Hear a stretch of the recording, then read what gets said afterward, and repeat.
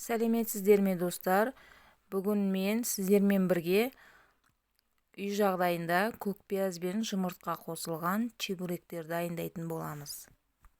Алдыменен қамырымызды илейтін боламыз. Қажетті ұнымызды алып, қайнап тұрған ыстық суға тұзымызды араластырып, май қосып, қамыр илейтін боламыз.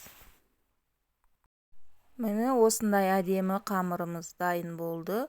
Оның үстін жауып, 10-15 минутқа қалдырамыз.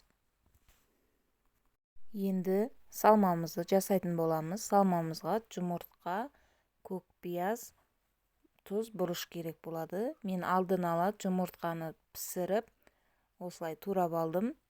Енді көкпиязымызды турап, тұз, бұрышымызды салып, жақсылап араластырамыз.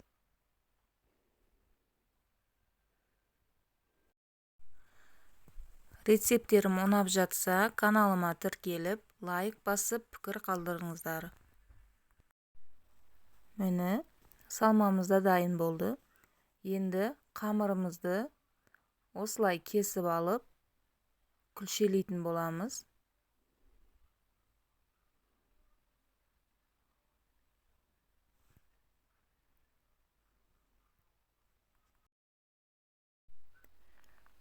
Балдар сүйсініп жейтін болғандықтан осылай көп қылып жасадым.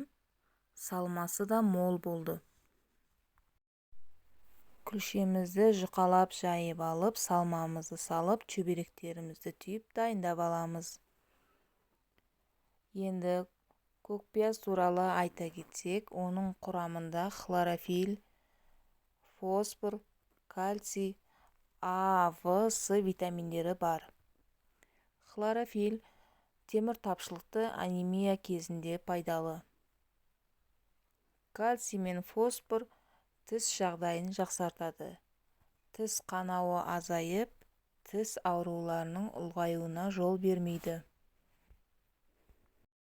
С витамині апельсин мен алмадағыдан да көп кездеседі. Суық тигеннен болатын аурулардың алдын алуға, ас қорыту жүйесін жақсартуға, тәбетті көтеруге көмектеседі. Сондықтан көкпиязды көп жеуге кеңес беремін. Міне чөберектерімізді осылай алдын ала түйіп дайындап алдым. Енді оны қызып тұрған майға екі жағын қызарғанша пісіріп аламыз.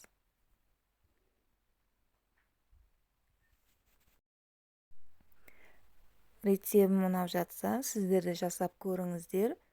Пікірлеріңізді комментария бөліміне қалдырып, лайк басып кетіңіздер. Өте дәмді чөберектеріміз дайын болды. Видеомды басынан соңына дейін көріп, менімен бірге болғандарыңыз үшін рахмет. Келесі кездескенше.